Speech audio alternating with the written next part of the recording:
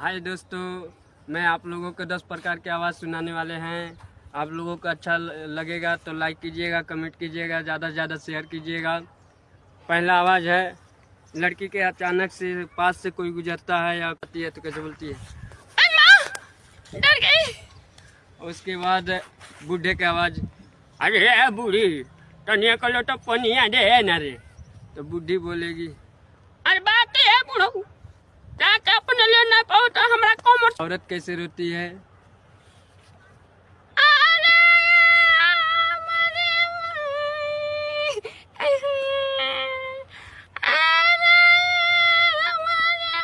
वो दारू के नशे में कैसे बोलते हैं?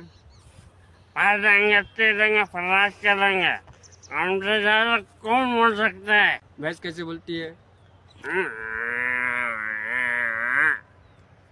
और गाय का बच्चा कैसे बोलेगा?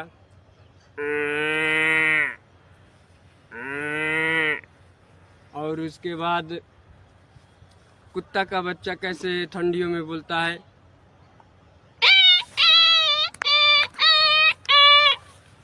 और उसके बाद रात में कुत्ता कैसे रोता है?